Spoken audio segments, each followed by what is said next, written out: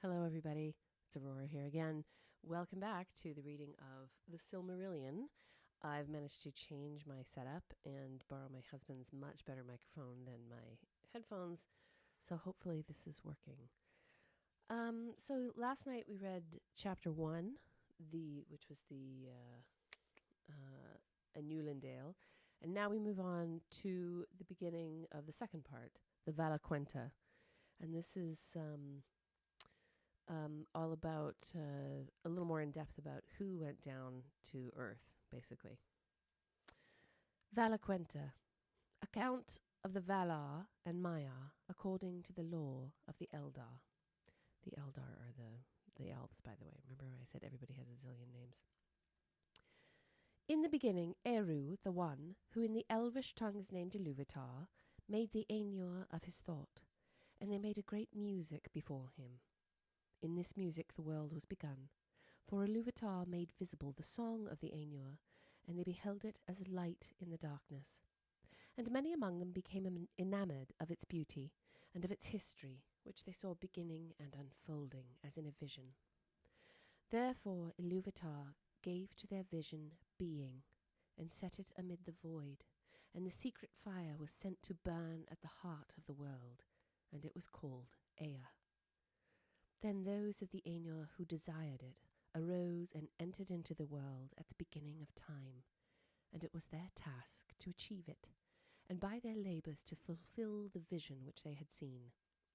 Long they laboured in the regions of Ea, which are vast beyond the thoughts of elves and men, until in the time appointed was made Arda, the kingdom of earth. Then they put on the raiment of earth, and descended into it, and dwelt therein. Of the Valar. The great among these spirits the elves named the Valar, the powers of Arda, and men have often called them gods. The lords of the Valar are 7, and the Valier, the queens of the Valar, are 7 also. These were their names in the elvish tongue as it was spoken in Valinor, though they have other names in the speech of the elves in Middle-earth, and their names among men are manifold. The names of the lords, in due order, are Manwe, Ulmo, Aule, Orome, Mandos, Lorien, and Tulkas, and the names of the queens are Vada, Yavanna, Nienna, Este, Vaire, Vana, and Nessa. Melkor is counted no longer among the Valar, and his name is not spoken upon earth. Manwe and Melkor were brethren in the thought of Iluvatar. The mightiest of those Ainur who came into the world was in his beginning Melkor. But Manwe is dearest to Iluvatar, and understands most clearly his purposes. He was appointed to be, in the fullness of time, the first of all kings, lord of the realm of Arda, and ruler of all that dwell therein.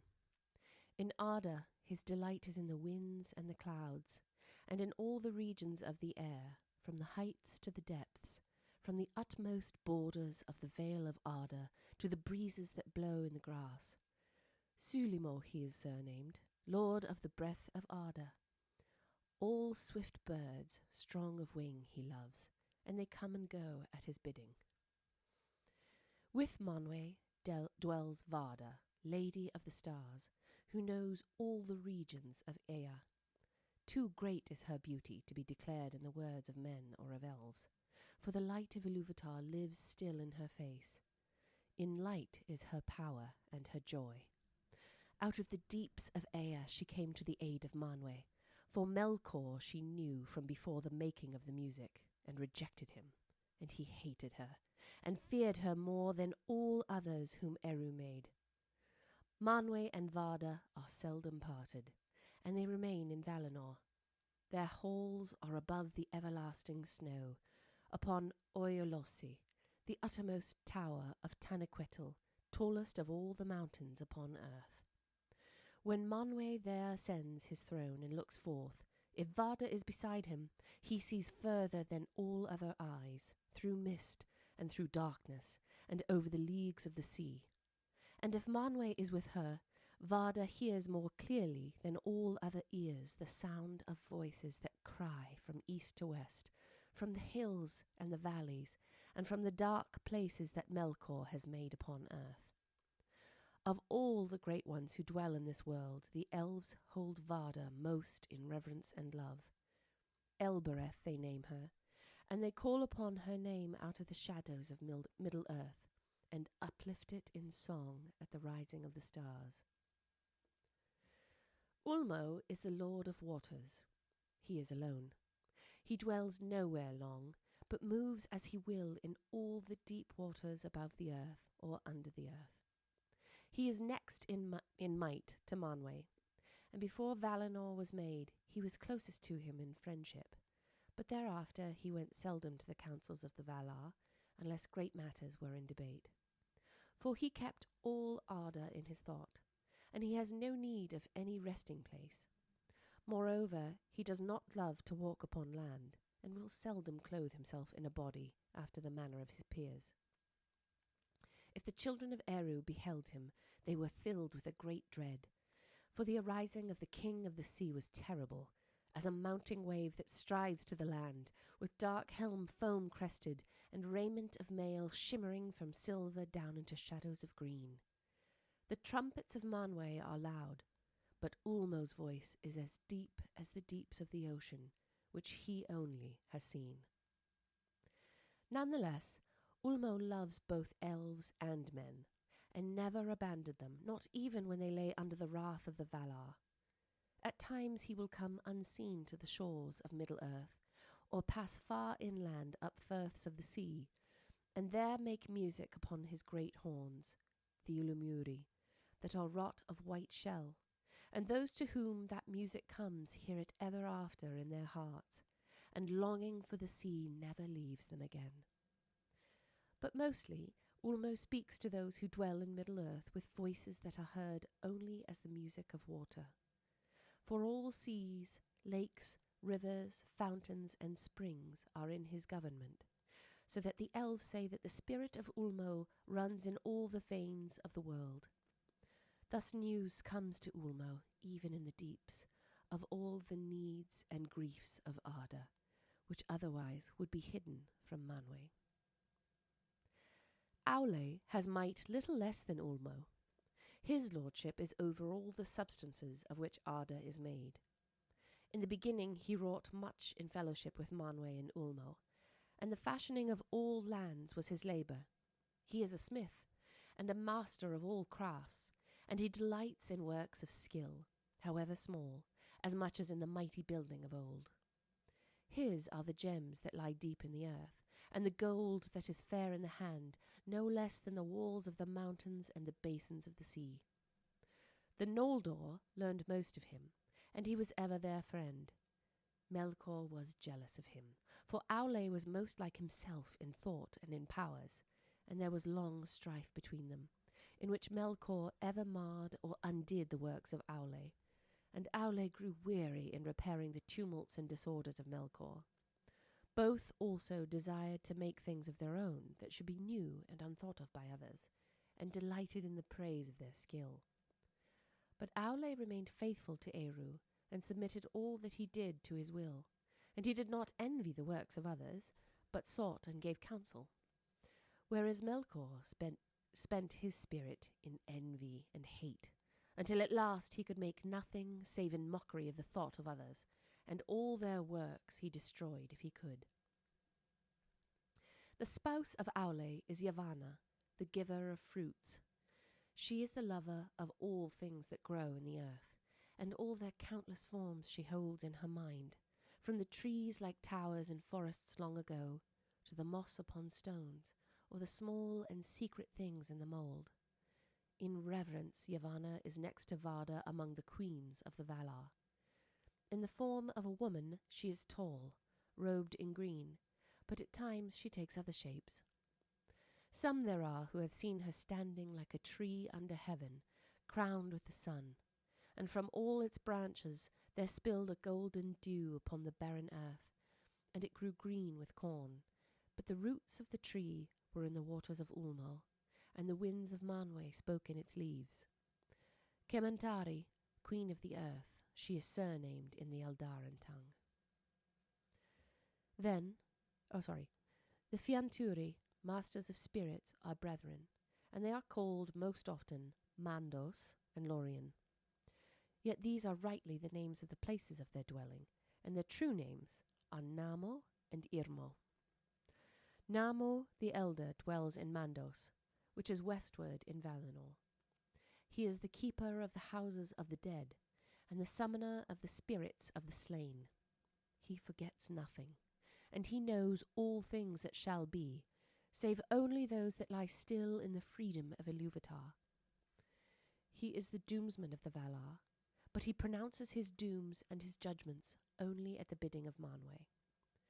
Vaire the Weaver is his spouse, who weaves all things that have ever been in time into her storied webs, and the halls of Mandos that ever widen as the ages pass are clothed with them.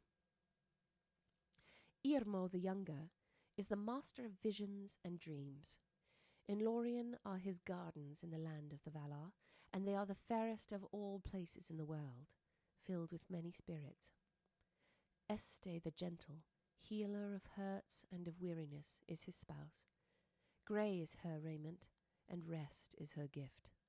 She walks not by day, but sleeps upon an island in the tree-shadowed lake of Lorelin. From the fountains of Irmo and Este, all those who dwell in Valinor draw refreshment, and often the Valar come themselves to Lorien, and there find repose and easing of the burden of Arda. Mightier than Este is Nienna, sister of the Fianturi. She dwells alone. She is acquainted with grief, and mourns for every wound that Arda has suffered in the marring of Melkor.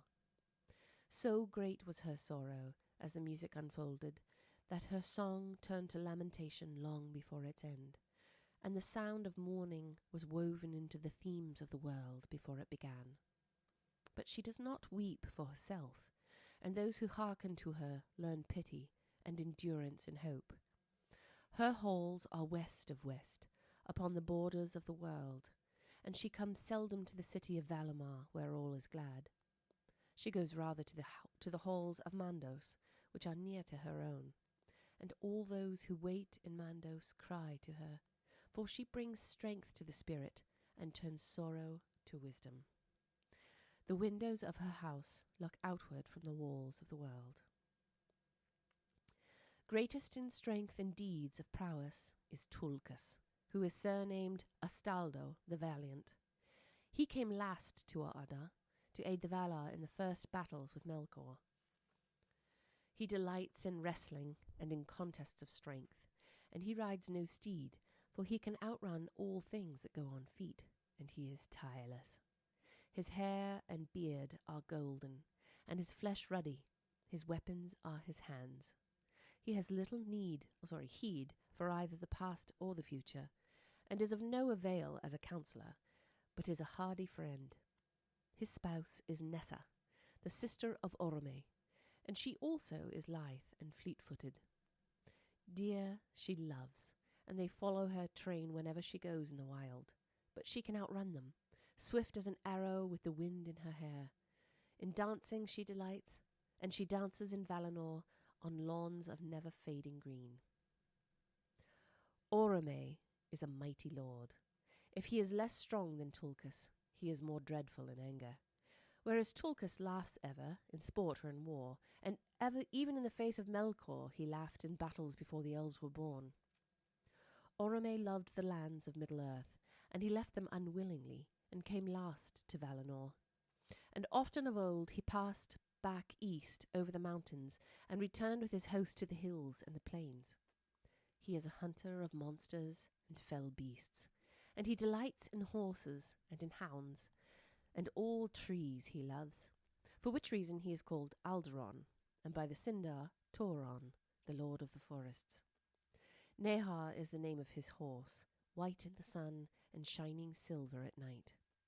The Valaroma is the name of his great horn, the sound of which is like the upgoing of the sun in scarlet, or the sheer lightning cleaving the clouds. Above all the horns of his host it was heard in the woods that Yavanna brought forth in Valinor, for there Orome would train his folk and his beasts for the pursuit of the evil creatures of Melkor. The spouse of Orome is Vana, the ever-young. She is the younger sister of Yavanna. All flowers spring as she passes, and open if she glances upon them, and all birds sing at her coming. These are the names of the Valar and the Valir, and here is told in brief their likenesses, such as the Eldar behind. Oh, fuck. These are the names of the Valar and the Valir, and here is told in brief their likenesses, such as the Eldar beheld them in Aman. But fair and noble as were the forms in which they were manifest to the children of Ilúvatar, they were but a veil upon their beauty and their power. And if little is here said of all that the Eldar once knew, that is as nothing compared with their true being, which goes back into regions and ages far beyond our thought. Among them 9 were of chief power and reverence, but 1 is removed from their number, and 8 remain, the Aratar, the high ones of Arda, Manwe and Varda, Ulmo, Yavanna and Aule, Mandos, Nienna and Orome. Though Manwe is their king and holds their allegiance under Eru, in majesty they are peers, surpassing beyond compare all others, whether of the Valar and the Maiar, or of any other order that Ilúvatar has sent into Ea. Of the Maiar. With the Valar came other spirits, whose being also began before the world, of the same order as the Valar, but of less degree. These are the Maiar, the people of the Valar, and their servants and helpers. Their number is not known to the elves, and few have names in any of the tongues of the children of Ilúvatar. For though it is otherwise in Aman, in Middle-earth the Maiar have seldom appeared in form visible to elves and men. Chief among the Maiar of Valinor, whose names are remembered in the histories of the Eldar days, are Ilmari, the handmaid of Varda, and Eonwe, the banner-bearer and herald of Manwe, whose might in arms is surpassed by none in Arda. But of all the Maiar, Osse and Uinen are best known to the children of Ilúvatar. Osse is a vassal of Ulmo, and he is a master of the seas that wash the shores of Middle-earth. He does not go in the deeps, but loves the coasts and the isles, and rejoices in the winds of Manwe. For in storm he delights, and laughs amid the roaring of the waves. His spouse is Uinen, the lady of the seas, whose hair lies spread through all waters under sky. All creatures she loves that live in the salt streams, and all weeds that grow there. To her mariners cry, for she can lay claim upon the waves, restraining the wildness of Osse. The Númenóreans lived long in her protection, and held her in reverence equal to the Valar. Melkor hated the sea, for he could not subdue it. It is said that in the making of Arda he endeavoured to draw Osse to his allegiance, promising to him all the realm and power of Ulmo if he would serve him. So it was that long ago there arose great tumults in the sea that wrought ruin to the lands. But Uinen, at the prayer of Aule, restrained Osse, and brought him before Ulmo, and he was pardoned, and returned to his allegiance, to which he has remained faithful. For the most part, for the delight in violence is never wholly departed from him, and at times he will rage in his wilfulness without any command from Ulmo his lord. Therefore those who dwell by the sea or go up in ships may love him, but they do not trust him. Melian was the name of a Maya who served both Vanya and Este. She dwelt long in Lorien, tending the trees that flower in the gardens of Irmo, ere she came to Middle-earth. Nightingales sang about her wherever she went. Wisest of the Maiar was Olorin. He too dwelt in Lorien, but his ways took him often to the house of Nienna, and of her he learned pity and patience. Of Melian much is told in the Quenta Silmarillion, but of Olorin the tale does not speak, for though he loved the elves, he walked among them unseen, or in form as one of them, and he did not know whence came the fair visions or the promptings of wisdom that he put into their hearts. In later days, he was the friend of all the children of Iluvatar, and took pity on their sorrows, and those who listened to him awoke from despair and put away the imaginations of darkness. Of the enemies.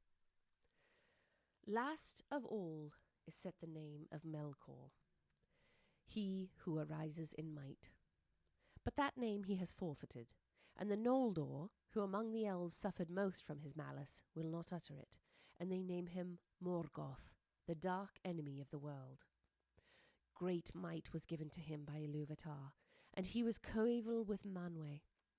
In the powers and knowledge of all the other Valar he had part, but he turned them to evil purposes, and squandered his strength in violence and tyranny.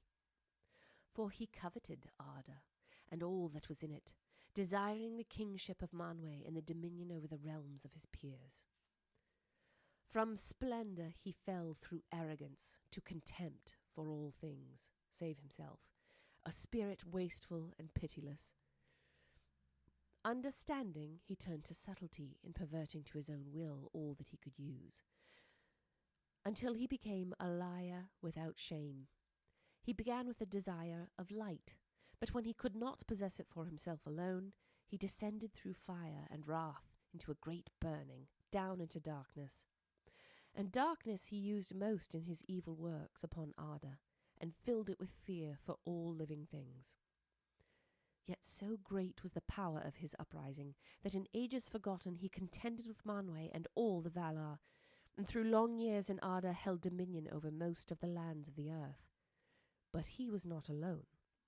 For of the Maiar, many were drawn to his splendour in the days of his greatness, and remained in that allegiance down into his darkness, and others he corrupted afterwards to his service with lies and treacherous gifts.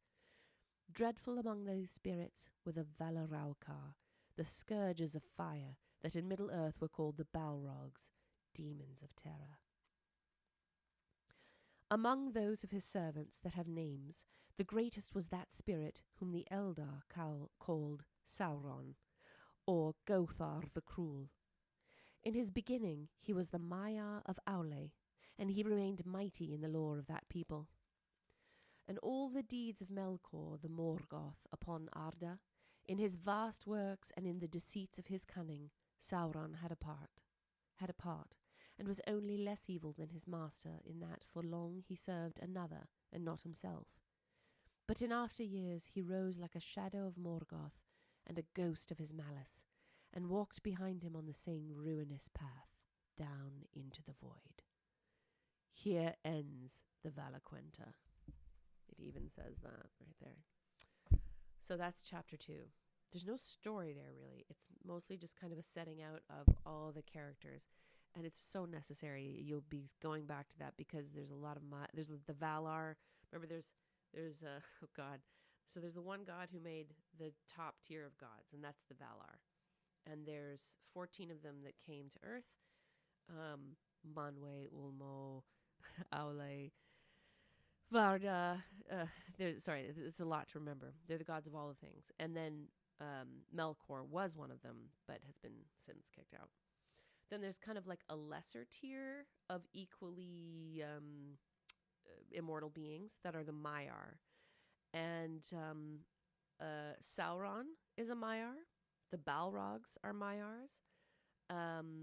Later on, not in this book, but later on, you read about how Saruman and Gandalf and a few other wizards are also Maiar, and they are sent to Earth.